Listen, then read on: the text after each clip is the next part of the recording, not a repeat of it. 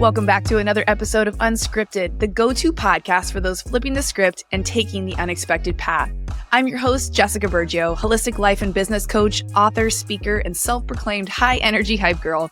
Each week, I'm bringing you inside. No gatekeeping here. I'll touch on proven holistic business strategies, powerful mindset shifts that have led my clients through massive transformations, and no BS conversation with industry leaders designed to help you get out of your own way to actively pursue a life of purpose. If you're ready to ditch the limitations at the door, hit follow and get ready to be activated to step boldly towards your big goals. Now let's dive in. Welcome back to the show.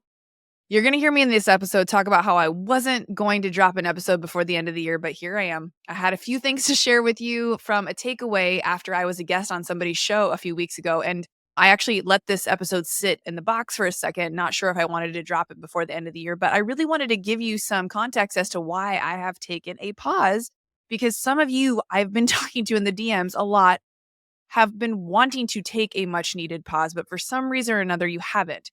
This episode is going to give you some insight as to how I chose to take a pause, what held me back from almost not taking the pause with the show, and what is coming down the pipeline and what you can expect from me. But this episode is so much fun because I honestly don't always pull back the curtain. Like, I generally pull it back, but like, this is the behind the scenes of what really goes on sometimes in an entrepreneur's mind around creating something or not, or creating space for maybe something bigger to come through. And even since recording that episode, it's been even, I think, maybe 2 weeks since I recorded the actual episode itself. I have come into a whole new kind of energy and vibe around what I personally want to bring into the world in 2025. I have been feeling a lot of heavy energy from a variety of people in my life, just in my circle, in my world, maybe that I'm following. And I'm not here for that. And I don't know if you maybe need the fluffy curtain pulled off too, or if maybe you're in that Eeyore energy, I've been calling it, kind of that like, life's so hard, everything sucks, holidays are tough, just negativity, forgetting to truly drop into a place of gratitude, even if you've got to squeeze the last drop of something out in order to find that gratitude, because we can only attract more abundance, more fulfillment, more peace, more joy, more happiness if we are looking for it. If you are looking for all the problems, you're going to find them. You're going to find them times 10. I want this to be a safe place where you feel not just seen, but heard. And I want you to feel like you can connect with me, connect with the other people who listen to the show. We are morphing into a connected community. I'm going to have more opportunities for you to drop in with one another in the future. I've joined a program, really, it's a CRM. So, a place where we can all go hang out and build community, especially if you are a podcaster or a aspiring podcaster. There is so much room for more communities to be built. So if you are somebody who's been waiting on the fence to create your own community, let this be the little sign you needed to hear, because I know you love personal growth. I know you love making money, and I know you love showing up unapologetically. So this is your invitation to just like dive into this episode, grab what you need, leave what you don't. But remember that let's put out into the world the energy in which we want to attract. The more that we can show up, you and me, with the energy we want the world to mirror back to us, the more we're going to see that reflection, and we're going to have a world around us that just represents that positivity, that anything is possible. There is no gatekeeping here on this podcast. I share everything that I've learned, the good, the bad, the in between, the stories from some of my past clients, the rooms I've been in, because I honestly feel like the more that we can share with one another, the more we can move the needle in each other's lives and businesses, and the more we can have the things we say we want in our life. And I know you're here for that energy. I know you can hear it in my voice right now. I'm fired up. This episode's going to drop along with another one. So be sure to grab both episodes, download these. Let me know what your focus is for 2025. How can I support you? What do you need from me here? And what can this show do to help you get the fuck out of your own way, take inspired action, take messy action, take instant action, whatever that looks like. Stop waiting to feel ready. End of the year is here. Don't take your foot off the gas. Stop asking for less. Ask for more capacity to hold the responsibility, the abundance, all of the shit that you really want in your life. Let's stop pretending that we don't want those things, because we do. Deep down, you do. If you listen to podcasts or if you got yourself out in the personal development world, you want these things. It's okay. Own that shit. Only maybe share it with me. If you've got no one else that you feel you can do that with, this is a safe space. Send me a DM, drop in with me, and let me know what you think about this episode. Let me know what you're calling in for 2025, and let me know how the Unscripted podcast and community can support you. Now let's dive into today's episode. OMG, did y'all miss? I sure as heck missed you guys. I am coming fresh off of being a guest for somebody else's podcast today. And I had every intention of waiting until 2025 to relaunch the show. You've probably noticed I haven't been putting episodes out the last couple of weeks. Lots to catch you up on, but I'm sure if you are here, you usually follow me on social and have seen some of the things that have been going on behind the scenes. So, the really cool thing about a podcast, for those of you who have been here a while or those of you who are new, is that you can take a pause if you need to. You can ebb and flow through your episodes, whether that's once a week, twice a week, 4 times a week, a season. You can create episodes in batch. There's a lot of ways you can utilize this platform. So if you are here today, I'm so excited because I'm just going to share with you a few things that I've learned from taking this kind of power pause in my business and in my life. And I hope that it serves you. I hope that you get something out of this episode because I know there's a lot of us with a really hectic schedule, chaotic lives, just a lot going on. We've navigated over the last couple of months. We've had the election, we have the holidays upon us. We just have so much going on that sometimes things can feel like they are just too much. And some of you might not be able to take a pause from specific things in your life or your business. And I just want to honor that. It's frustrating sometimes when we see other people talking about their self-care day or, oh, I'm just going to stop this or I'm just not going to do that anymore. And we're like, great, good for you. I can't fucking not do X, Y, or Z. So this is for any of you who have the ability to take a pause if you need it in the capacity that you might need to take it. And I want to share my takeaways from this pause because I think that's the key to knowing if a pause might be right for you right now. And so before we left for our trip to Europe this year, we went in end of August to Barcelona for 4 days. And then we were hopping on a cruise from Barcelona for the next week, traveling around. We stopped in Ibiza, Cannes. We were in Marseille, Palma de Mallorca. We had just an incredible time. And I wanted to be fully present for the first time on a vacation with my now fiance. We have been together almost 4 years.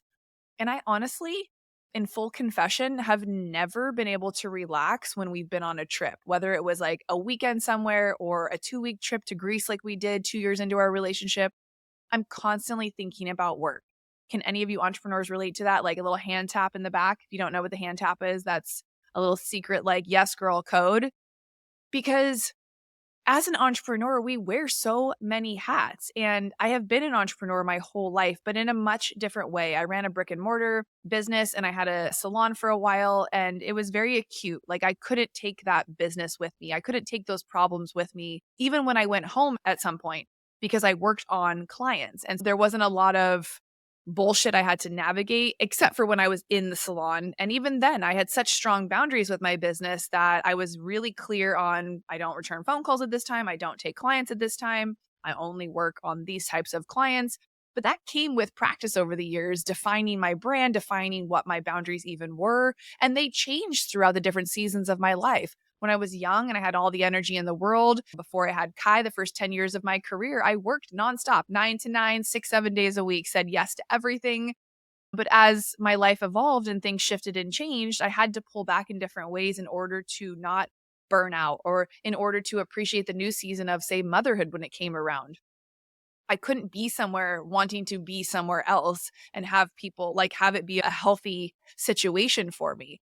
And so using that kind of analogy, I knew going into this trip that there was a probability we were going to get engaged because one of my longtime hair friends started a company, like Lit and Fine, and she created custom jewelry. And Scott and I had been working with her over the year to create my engagement ring. And so I figured he was going to ask while we were on this trip. And so I just really wanted to be fully present. Like I said, for the first time in almost 4 years of us being together.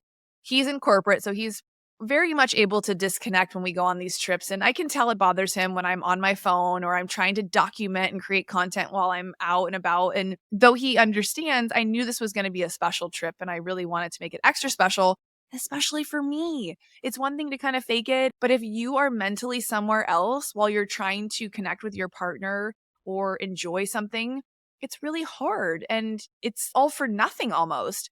And I'll never forget 2 years ago when we were on that trip to Greece, I felt really depressed. We were in the most incredible city, doing the most insane things on a once in a lifetime type of a trip for Scott's 50th. and I had never felt more depressed and stressed out. And I realized it was because I was wearing all the hats. I hadn't asked for support. I hadn't taken a break in forever. I do get mom guilt from time to time. That was like a 17-day trip. It was just navigating a lot. And anyways, that's like the full backstory as to like why I wanted to disconnect before I left.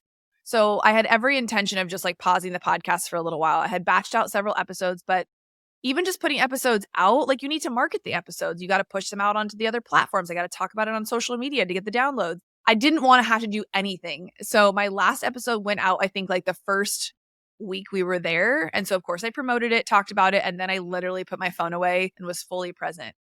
And when I got back from the trip, I thought, I'm not ready to sit down and keep working on my business.